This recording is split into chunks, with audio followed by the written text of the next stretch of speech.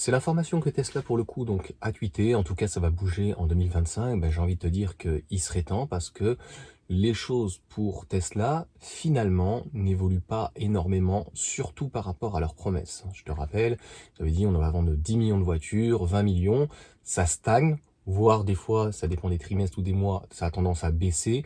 Mais dans l'ensemble, même si c'est une légère hausse, on va dire que ça stagne. Ça stagne par rapport à ce qu'il était prévu et ce qu'ils avaient fait croire ou entendu. Donc, on n'en sait pas plus, hein, c'est ça qui est marrant. Donc, il va y avoir un best price ou low cost, un véhicule donc plus accessible, plus attractif. Je tiens à rappeler que la promesse d'un véhicule à 25 000 entre guillemets dollars, eh bien c'est hors taxe. Donc, logiquement, c'est plutôt 30 000, voire 35 000 euros, puisque on l'a bien vu très souvent, Tesla ne tient pas non plus donc ses promesses. Il n'y a pas que Renault. Donc le Cybertruck qui était annoncé aux alentours des 60 000 dollars, je crois, donc à peu près peut-être 60 000 dollars TTC en fonction des états ou quoi, et plus près des 80. Donc est-ce que la promesse est tenue? Non, c'est plutôt dans l'ensemble une déception. Enfin, je trouve que ça a l'air de marcher, mais c'est bof bof. Encore une fois, est-ce que c'était la priorité? Non, mais il fallait développer, oui, et il fallait un ruissellement, oui, comme les modèles S, X et derrière, donc Y et 3. Sauf qu'au final, eh bien, le Cybertruck, est-ce que le 800 volts, est-ce que le V2G, enfin, est-ce que certaines technologies vont être abouties sur d'autres véhicules? Logiquement, c'est le but, c'est ce que fait de nombreux constructeurs. Moi, c'est pas que j'y crois pas, c'est que je n'y crois plus. Et une compacte, on en a un petit peu discuté ce matin avec les personnes, et notamment Nabil a tout à fait raison là-dessus, me dit l'usine de Berlin, c'est la seule qui fabrique un seul modèle. Et d'ailleurs, sa production, l'année prochaine, de toute manière, va passer une capacité d'à peu près 1 million. Maintenant, comme je t'ai dit, une compacte, si elle devait être dans ces conditions-là, elle devrait exploser. Donc 1 million d'unités, ça serait beaucoup trop. Et on sait que la troisième génération, donc entre guillemets, d'architecture, de châssis et de développement, n'arrive pas. Donc, qu'est-ce qu'il leur reste comme choix si vraiment il n'y avait pas une compacte? C'est ça plutôt la question. Et on est dans l'hypothétique par contre là-dessus, parce que là, c'est pas Elon Musk, c'est carrément Tesla. Donc c'est, même s'il y a le PDG Elon Musk, c'est la marque donc Tesla qui te dit l'année prochaine, ça va saigner. Petite parenthèse aussi, au niveau des capacités, donc Nabil a tout à fait raison là-dessus, que ce soit Freon, mais même Shanghai, il y a plusieurs modèles de fait et ils sont, si on peut dire, déjà à saturation.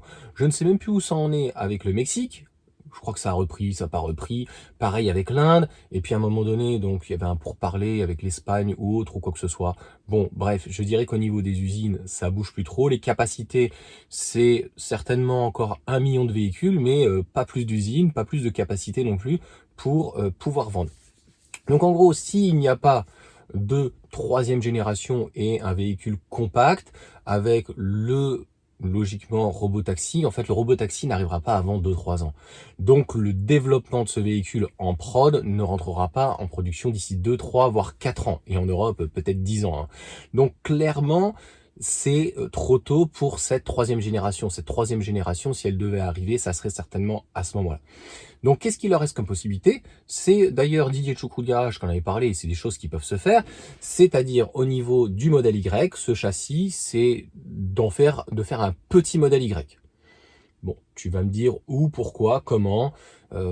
En fait, je m'en fiche, je te donne l'info, en tout cas la réflexion comme je la pense, ou éventuellement un modèle 3, si on peut dire raccourci.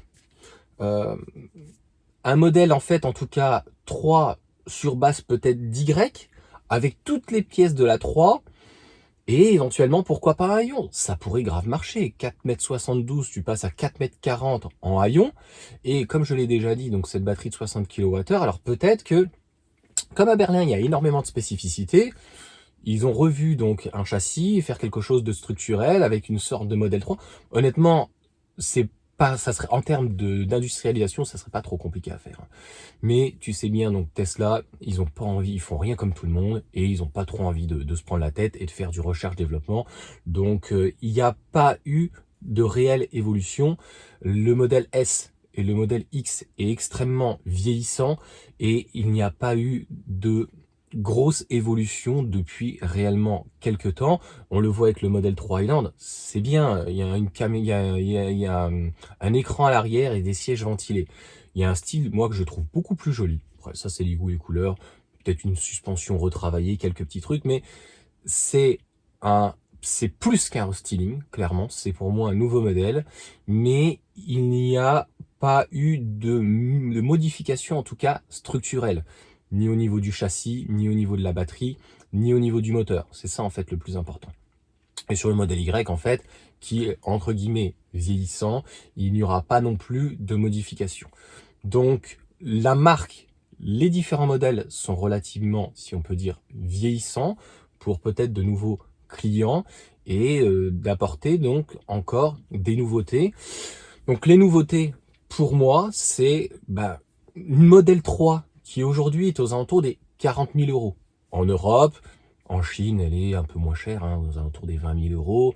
Aux États-Unis, elle est relativement basse. Le bonus va pratiquement s'arrêter partout parce qu'il n'y a que nous, en France, en Europe, où c'était assujetti.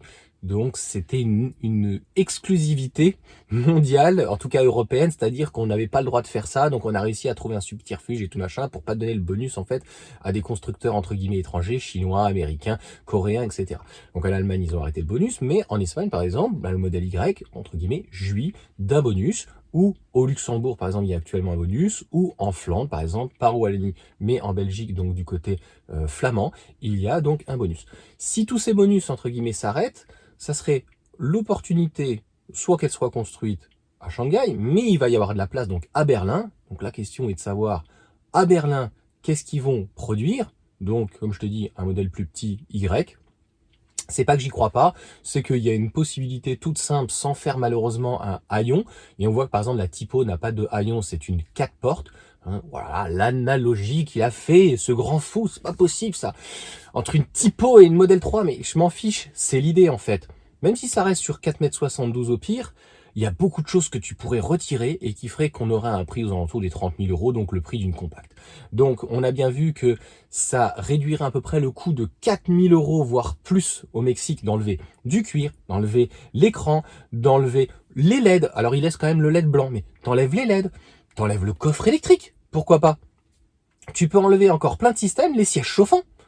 Donc tu fais un modèle Access et tu pourrais même enlever de la batterie. Donc tu laisses une batterie éventuellement CATL, ou si elle est produite à Berlin, il passe en batterie si c'est possible, structurelle BYD, peu importe, il y a du CATL qui arrive de toute façon à Berlin en 60 kWh, donc il pourrait très bien refaire une plus petite batterie. Quand tu vois que le véhicule en WLTP, ce mémoire c'est 550, bref, en pratique ce véhicule est capable de faire entre minimum 400 et 450 km. Donc si tu lui, on va dire, supprimer, si tu l'imputes de 30%, à peu près un tiers de sa batterie, de sa capacité, eh bien le véhicule serait encore capable de faire au moins 300 km WLT, enfin 300 km réels, pardon, et en WLTP, on serait à 400-450, ce qui reste quand même excellent par rapport à une 408, par exemple.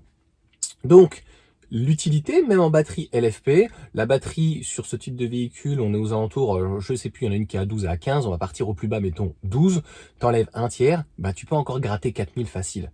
Alors après, il y a toute la partie structurelle, attention. Alors, pour moi, il n'y a pas de mesquinerie, ils vont pas enlever le CCS, la charge serait peut-être dans ces cas-là un peu moins bonne, pourquoi pas. On peut retirer le double vitrage, par exemple. Il y a plein de possibilités pour enlever 4000 par-ci, 2000 par-là, 3000 par-là, et d'avoir finalement un modèle 3 qui soit aux alentours des 30 000 euros, 32, 34 000 grand maximum, et qui soit, à mon sens, tout aussi bien. Il n'y aurait pas forcément de changement au niveau du moteur, donc même châssis, batterie plus petite, et un tas d'options finalement, donc qui seraient options, en tout cas, d'accessoires dans le véhicule, d'équipement en moins. Voilà pour cette vidéo. Ils ont juste dit, c'est pour ça que j'ai mis donc des hypothèses, ils ont juste dit, et c'est Tesla et c'est pas Elon Musk, donc je crois que c'est sur Twitter, sur X, l'année prochaine, il y aura que, on ne sait pas l'usine, on ne sait pas le prix. A priori, la priorité au niveau des prix, c'est l'Europe, parce que c'est là finalement où c'est le plus compliqué au niveau des clients financièrement parlant. À 40 000 euros, ça reste très cher pour un véhicule. Ils n'ont pas ce problème-là aux États-Unis. Les prix sont cohérents et ils n'ont pas trop de concurrence. Et en Chine, ils sont déjà extrêmement concurrentiels face aux constructeurs donc chinois. L'Afrique est pratiquement, il y a très peu de choses qui s'y passent donc en véhicule électrique, sauf peut-être dans le nord de l'Afrique ou quoi que ce soit. Donc en gros, ça serait essentiellement en Europe et logiquement, ça viendra à Berlin. Mais bon, l'agrandissement de l'usine, donc de la Giga Berlin, c'est peut-être aussi, voilà, pour construire autre chose, des batteries, le Powerwall ou autre chose. Je ne sais pas, je peux me tromper. Mais la compacte, Elon Musk n'en voulait plus. Ils ont réussi à la remettre dans le panier avec le robot taxi, donc qui devrait s'appeler Cybercable. Et ce robot taxi ne devrait pas arriver aux États-Unis et en Chine pas avant 2, 3, 4 ans. Donc en prod, en production. Donc en Europe, pas avant 5, 6 ans. Donc l'usine qui devrait être prête l'année prochaine va bien servir à quelque chose. Et pour le moment, il n'y a pas de Mexique, il n'y a pas d'Inde. Donc Shanghai est pratiquement à bloc à fond. Fremont et Austin aussi. Donc les marges de manœuvre sur un véhicule low cost, ça serait pour le marché encore une fois plutôt européen, du low cost en Europe, et oui. Et donc une production européenne, donc, mais la conclusion, comme je viens de le dire dans le développement de 10 minutes, pour quel véhicule? Si je devais donner mon avis, et si franchement il fallait faire simple, les deux hypothèses sont donc pas une compacte, mais un modèle Y, pourquoi pas raccourci, avec une batterie de 50 kWh, pourquoi pas, est-ce qu'il ferait des grandes autonomies? Ça fait beaucoup de recherche-développement quand même, je trouve. Donc ça veut dire qu'il faut un châssis court, il faut dans ces cas-là revoir donc toutes les batteries. Est-ce qu'on fait que un véhicule entre guillemets low cost ou est-ce qu'on fait une grande autonomie, une perf, etc. Est-ce qu'on refait un design, tout, un ensemble. Prendre un modèle 3 au final et de lui enlever le coffre électrique, le cuir, les sièges chauffants, l'écran, enfin les caméras, les machins, les LED et deux trois bordels et même les vitres éventuellement, les doubles vitrages, enfin tout ce qui pourrait être retiré et qui coûterait moins cher et une batterie plus petite. Il y avait déjà une batterie de 51, il y a une batterie même nette de 52, une batterie de 50 kWh, même de 45, au minimum 50. C'est pas que ça me semble plausible, mais c'est tout à fait, c'est le plus simple. C'est le plus simple. Vendu à, tu vois bien qu'ils ont rebaissé le prix, ils ont de la marge de fou. 30, 32, 34. Est-ce que une fois que le bonus est arrêté, un véhicule de 4,62 m, ça peut plaire pour 32 000, 42 000? Est-ce qu'il y a de la demande? Moi, je pense, mais est-ce que ça sera suffisant? Suffit de voir par exemple l'ID7 qui donc au final est bonusable et qui est une très bonne affaire si on la touche par exemple à 41 000.